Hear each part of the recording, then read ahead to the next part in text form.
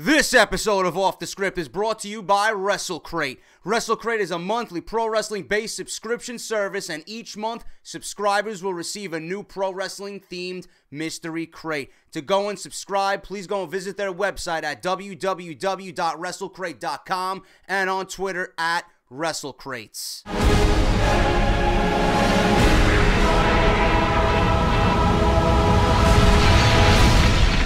What is going on, guys? JD from New York here, and this is episode number 60 of the number one fucking show right here on YouTube.com for your WWE news, rumors, reviews, and 2K15 content. This is Off The Script, part number 3 to close out your weekend, April 12th.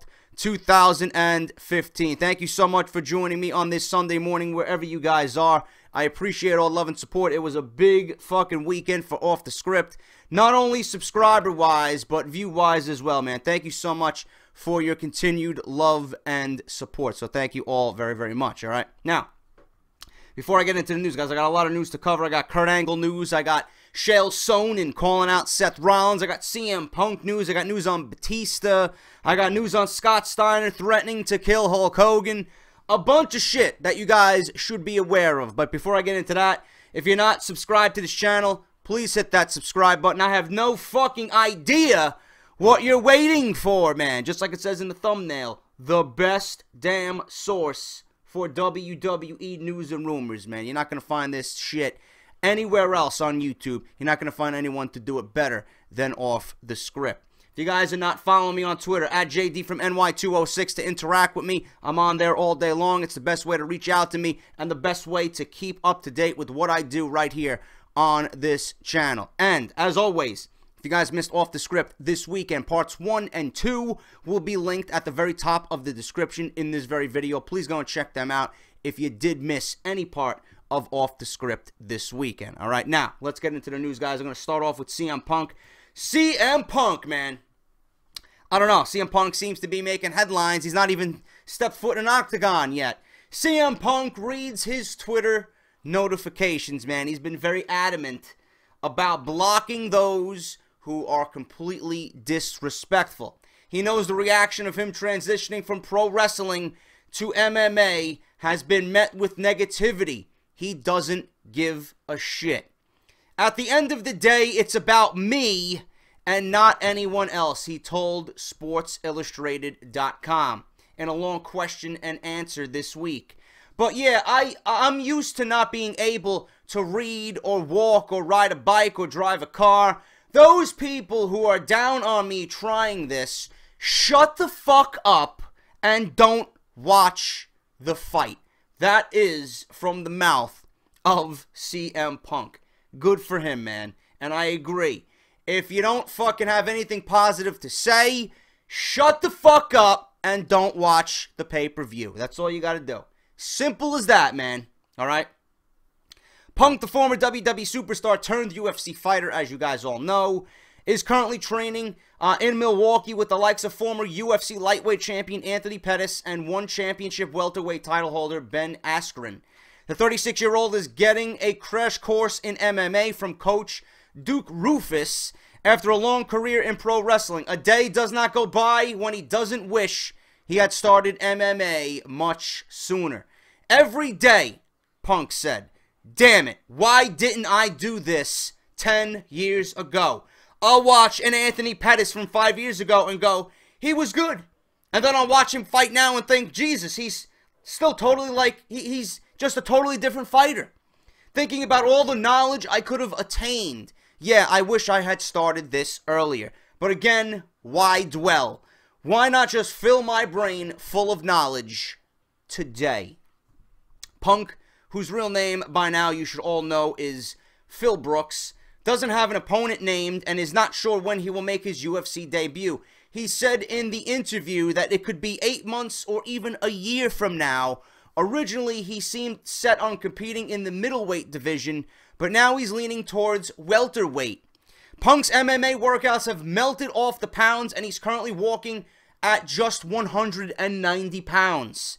6'2" will do a test cut to 170 before deciding for sure. The 6-foot athlete, I should have read that correctly. The 6'2" athlete will do a test cut to 170 before deciding for sure where he wants to be, all right?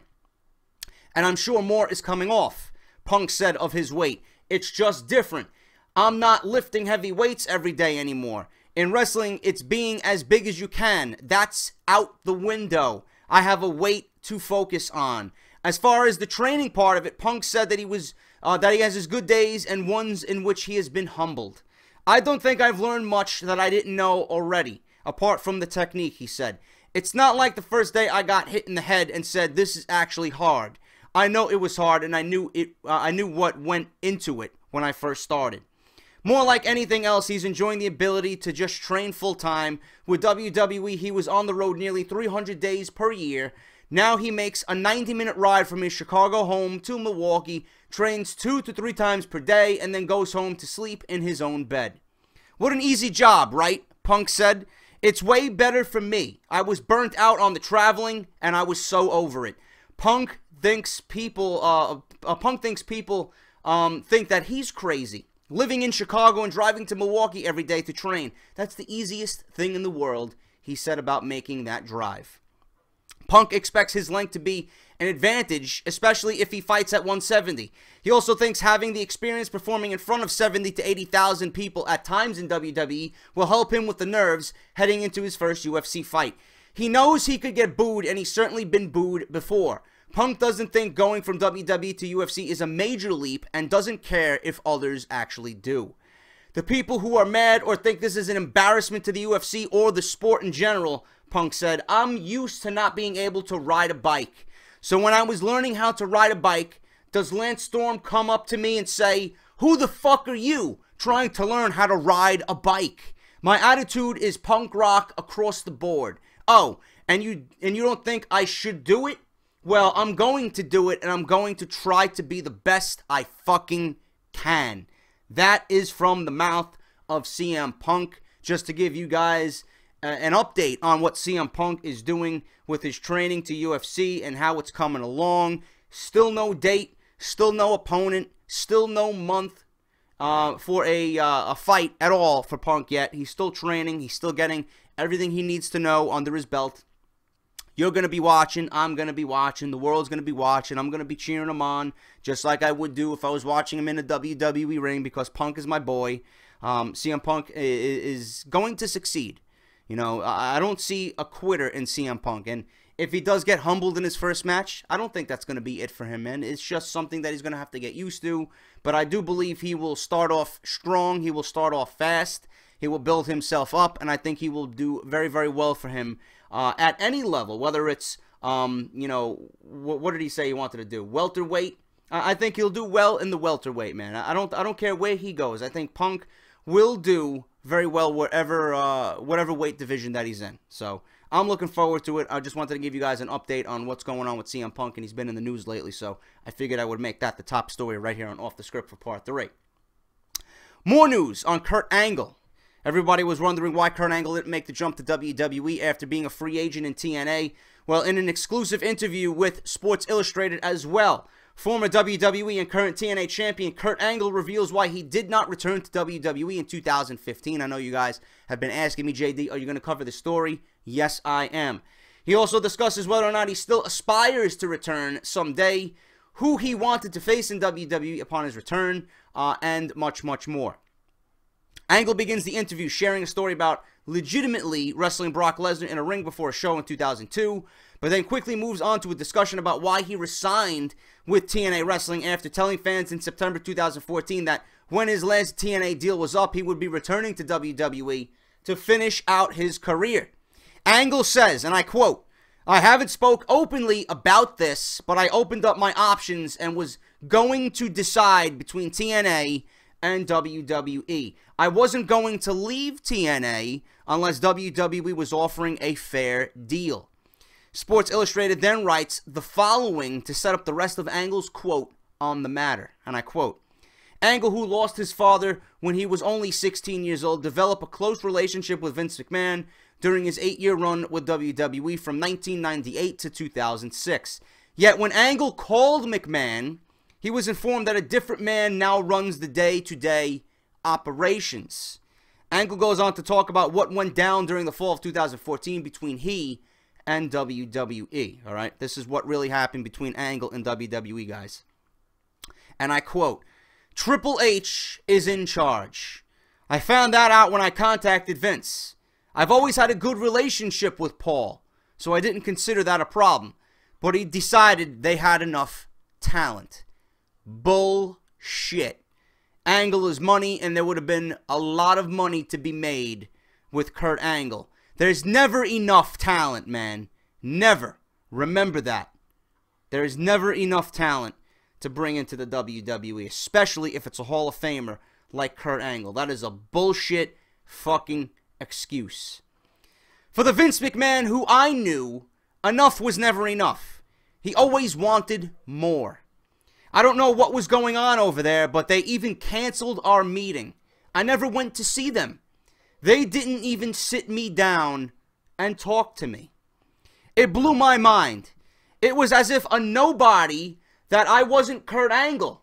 From a wrestling standpoint, they just weren't interested. So he felt that the WWE thought that he was just a nobody. That this wasn't Kurt Angle. I don't understand that. They didn't even set up a meeting to talk with Kurt Angle about even coming into the WWE from his perspective. They just weren't interested. But TNA not only stepped up, they gave me everything that I wanted. The dates, the money, and it's no secret that I've went to rehab in the past, and they gave me time off. You talk about a company that's loyal to you, and you want to be loyal back. So I didn't pursue the WWE any further. When it comes down to it, you've got to stick with the people who want to take care of you. And Dixie Carter took care of me. But I'm going to be straight with you. The WWE would have made more money this year if they would have signed Kurt Angle. And that is no secret. Fuck yes. Angle then goes on to talk about how he would have made WWE money by working with the likes of Daniel Bryan, Rusev, and Brock Lesnar. He says, and I quote, "The best match of the year would have been between myself and Daniel Bryan. Rusev would have made much more sense, and Brock and I could have went at it once again. There were just so many places to go." I don't know if they just thought I was too old, but obviously they're not watching the TNA product. Triple H is the same age as me. It was hard, but at the end of the day, I am really happy. Will I ever go back? I really don't care. I'm happy to be here in TNA. That is the full story on Kurt Angle. And yes, I fully agree. WWE is fucked up. They left a lot of money on the table for a Daniel Bryan Kurt Angle match, which would have blown the roof off any arena across the fucking world. Rusev would have made much more sense instead of John Cena, and who wouldn't want to see Brock Lesnar versus Kurt Angle once again, man? It would have been fucking awesome to see Angle back in the WWE against all these guys, plus much, much more, and have one more run at the WWE title. You know he's a WWE Hall of Famer. I don't know where Vince's head was at. I don't know where Triple H's head was at, but it was obviously a fucking terrible decision. I would have given Angle whatever he wanted to have his name, his prestige, his legacy, and his superstardom in the WWE again. It would have been unbelievable, man. There's never enough talent in the WWE, especially if your name is Kurt Angle, man. What a dumb fucking move by the WWE. I'm glad Angle is happy, but what I would have loved to see him in WWE, of course, man. I would have loved to see him go against Daniel Bryan at a WrestleMania, man. That would have been unbelievable. But TNA got him. He's happy, and that's all that matters, man. He's happy with what he's doing, and he was loyal to Dixie Carter. You don't find a lot of people that are loyal like that in anywhere, in just life in general, man. Everybody's a fucking backstabber. Listen to this story. This is funny. TMZ. This is from TMZ. According to reports from TMZ.com, former WCW, WWE, and TNA superstar Scott Big Papa Pump Steiner Big Sexy Daddy was what they call him, right? In WCW, I don't even fucking know, man. The guy's fucking a roided freak, that's all I know. Scott Steiner is under investigation for threatening to kill Hulk Hogan during WrestleMania 31 weekend. As previously noted, Steiner was reportedly barred from appearing at any WWE event during the weekend, including the WWE Hall of Fame induction ceremony, and his threat was reportedly the reason why.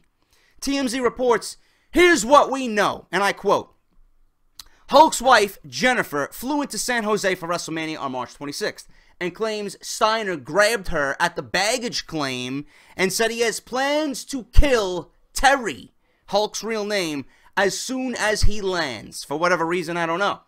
Sources close to the Hogans tell us Jennifer didn't recognize Steiner and called Hulk immediately, who took the next flight into San Jose and went with her to file a police report early next morning. We're told cops are now investigating Steiner for felony terrorist threats. And so far, officials have already gathered airport surveillance, which we're told shows Steiner confronting Jennifer. As for Steiner, he's been very public about his dislike of Hogan for years and blames him for the demise of WCW wrestling, where Scott and Hulk were allies in the NWO. We reached out to Scott Steiner for comment, who told us, "Typical Hogan, he's just a punk." Steiner has had issues with many of his former in-ring co-workers. Much of his time spent outside WWE and TNA the last few years has been Steiner making outlandish and controversial comments about stars such as Hogan, Bischoff, Ric Flair, and Kevin Nash. Whatever, man, it's fucking tabloid gossip, and that's all it is. I had never seen surveillance. I don't fucking monitor TMZ. I don't watch TMZ. I just thought it was a funny story. I figured I'd let you guys know what's going on in the news and in the world of professional wrestling. That appeared in my subscription for my my dirt sheet. So that's that. Take it for what it is. Scott Steiner threatened to kill Hulk Hogan. All right, now moving on to more legitimate wrestling news. At WrestleMania 31 on March 29th at Levi Stadium, Seth Rollins cashed in his Money in the Bank contract to become the new WWE Champion for the first time in his young career. One man who wasn't a fan of that historic moment is Chael Sonnen, who recently had TNA star Kurt Angle on his podcast to talk some amateur wrestling. Sonnen also offered his thoughts on WrestleMania 31, including his thoughts on why Rollins' title win was a big, big mistake. Excuse me. How do you put the strap on a guy that lost an hour earlier? How do you say he's the greatest wrestler in the world when I just saw him get beat? I was never into Seth Rollins to start with. First off, you have a girl's hairdo. Trim your hair if you're a guy. He tried his damnedest to work an angle with Jon Stewart. That's a tough sell for me. When a guy is so desperate that he's willing to bring in a comedian to get a push, it's weird. When a dude sees himself in that light, worthy of having to take on somebody like that at the biggest show of the year, if you don't see yourself in a higher worth, how can I? Sonnen is referring to Rollins losing to Randy Orton on the second match of the card. Sonnen obviously doesn't know what he's talking about. He doesn't have girl's hair. He doesn't need to trim his hair. He wasn't trying to get over with a Jon Stewart angle. It's all bullshit, man. Sonnen really doesn't know what to talk about or doesn't know what he's talking about. He's just stirring the pot a little because that's what he does. Seth Rollins' title win made the absolute best sense when it came to WrestleMania, man. We all got what we wanted. Roman Reigns looked good. Brock Lesnar looked good in defeat. He wasn't pinned. Seth Rollins winning the WWE title made all the sense in the world. So fuck Chael Sonnen and what he's talking about. He obviously doesn't watch enough WWE to realize that it was the right thing to do. So that's that. The latest edition of the Wrestling Observer newsletter has provided an update on if Batista will be competing at WrestleMania 32 or not. As previously reported, WWE is wanting as many big-name legends to return to the company and work the 32nd edition of the annual event, and Batista was one of the names discussed for a return retirement match. Batista himself has said that he would love to work at least one more match for WWE. He wants that match to be a retirement match with Triple H on the grandest stage of them all, but not necessarily WrestleMania 32. According to a report, Guardians of the Galaxy 2 is set to begin filming in February of 2016, which would likely mean Batista would be unable to appear on WrestleMania and WWE television for any significant build towards the pay-per-view. If a retirement match with Triple H is what he would want to do, a program would definitely need time to develop on TV. Triple H is said to be most likely taking on The Rock at WrestleMania 32 on April 3rd, 2016 anyway, leaving no obvious opponents for Batista otherwise. Dave Meltzer even says in the report that he believes Batista may be done for good when it comes to professional wrestling. He writes, "There will be a second Guardians of the Galaxy movie that will be filmed starting in February. That was a given. That would seem to make it a lock that Dave Batista won't be back for Mania season. With the way his career has been going in Hollywood as of late, with the possible exception of a one-time retirement match, I think his days as an active wrestler are over." Could Batista return for one more match? Absolutely. However, it may not be for a match at WrestleMania 32. So that is the latest on Batista. If they are filming Guardians of the Galaxy 2, and they do film in February, I do not think Batista will be anywhere near the WWE. He's going to be making a boatload of money for that movie. The first one did absolutely amazing. It landed him starring roles not only in this, but in 007 James Bond, as well as the main villain in the next movie. Batista is on his way to be making rock money, Hollywood-wise. So I think he's going to stick with the acting, and he may have one match, but it's definitely not going to be this year at WrestleMania 32. I don't think WrestleMania 32 really needs Batista for anything, man. I think they got plenty of part-timers to fill that role and fill 105,000 seats at AT&T Stadium. And finally, guys, to end this week's Off the Script Part 3, news on Steve Austin. Steve Austin has been in the rumor mill as of late between him and Vince McMahon. There seems to be some type of disagreement or bad blood between he and WWE executives. In the latest edition of the Steve Austin Show, WWE Hall of Famer Stone Cold Steve Austin claims that no animosity exists between him and WWE executives. Previous rumors stated that Austin's podcast was replaced by WWE for their WWE Network exclusive live podcast program with Chris Jericho's due to issues between the Rattlesnake and WWE CEO Vince McMahon. However, Austin says this is not the case at all. Austin addresses various rumors surrounding himself and WWE, starting with the rumors as to why he wasn't at WrestleMania 31 in Santa Clara, California, saying, and I quote, "There is no heat. One of the rumors was I supposed to be on an airplane, or I was supposed to be on an airplane with The Undertaker. Not true. I don't know where The Undertaker lives. Last time I checked, it was Austin, Texas. I currently reside in Los Angeles, California. When I'm not there, I'm at the Broken Skull Ranch. So why would they have me and Undertaker on the same commercial airplane? I have no idea. So that rumor is completely untrue. I was never part of any kind of creative discussions with me participating in WrestleMania 31. So there was no booking. There were no ideas. I didn't turn anything down. So simply I wasn't there. I was never scheduled to be there." Austin said that he did watch the event on WWE Network from his ranch, but was never supposed to appear. He talks about WWE replacing the Steve Austin Show with Talk is Jericho for their live WWE Network exclusive podcast program, saying, and I quote, "I'm not doing the podcast on WWE Network just because we did the initial two with Vince and Triple H, and we're going to make a deal and move forward. A deal wasn't made, and we're not moving forward. End of story. There is no heat there.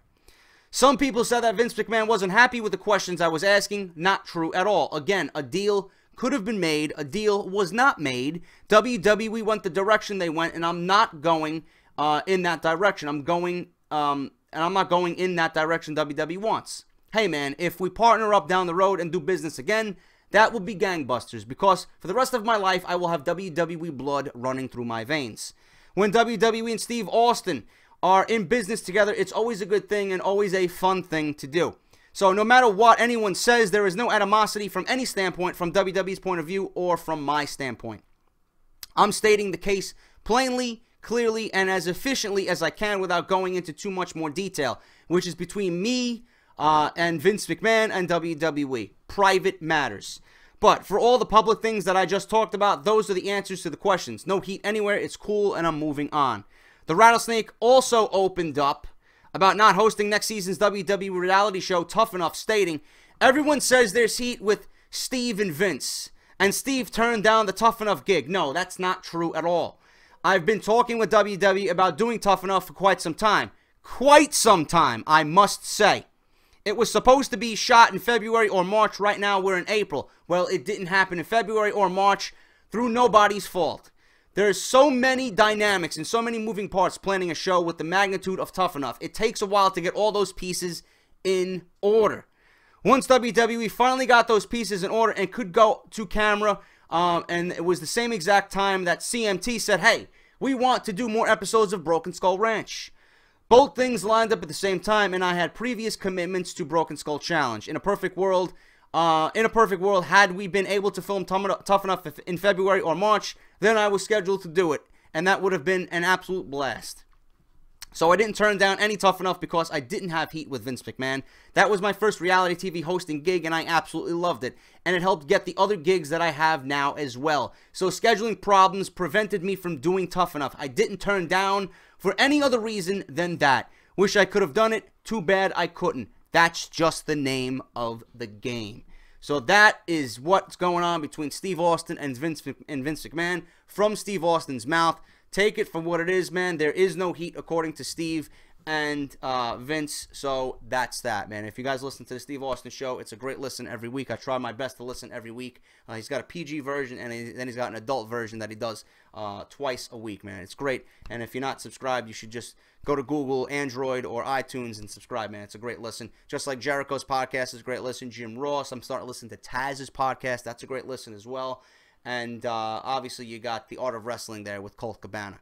But that is it, guys, for Off the Script. A lot of tabloid news, man. A lot of rumors going around between Steve and Vince and Scott Steiner. And then you got CM Punk as well, telling everybody to shut the fuck up. Don't watch the pay-per-view if you're not interested in watching me fight. It is what it is, man. So that is Off the Script. If you enjoyed, leave a thumbs up. Greatly helps out my channel. Let me know what you think about the top stories this Sunday for Off the Script. If Monday Night Raw is great, if we get a decent show, obviously I will do a Monday Night Raw review. If the show sucks and we see any signs of Roman Reigns versus Big Show, I'm not doing a fucking review, man, because it's not worth it to me to sit here for 25 minutes and review nothing. So if the show is good, I will give it to you. If not, you're not getting no fucking review, man. I'll see you back here on Off the Script for Friday. If you guys want more additional wrestling content, Joe Cronin Show.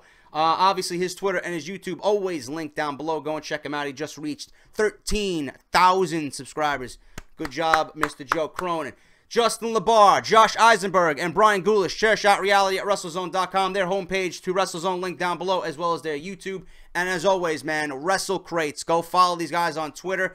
April 25th will be here before you even blink, man. The first crate. Go and subscribe if you guys want to go follow them on Twitter, like I said, at WrestleCrates, and their website, www.wrestlecrate.com. Go and sign up if you guys love professional wrestling or the genre of professional wrestling. You're going to get Mattel figures. You're going to get Funko figures, Fathead. You're going to get DVDs, posters, DVDs.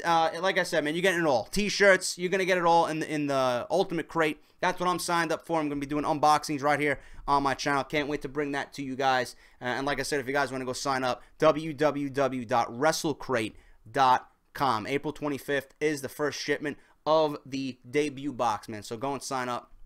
It's going to make a great gift for not only you, but anyone who is a fan of professional wrestling.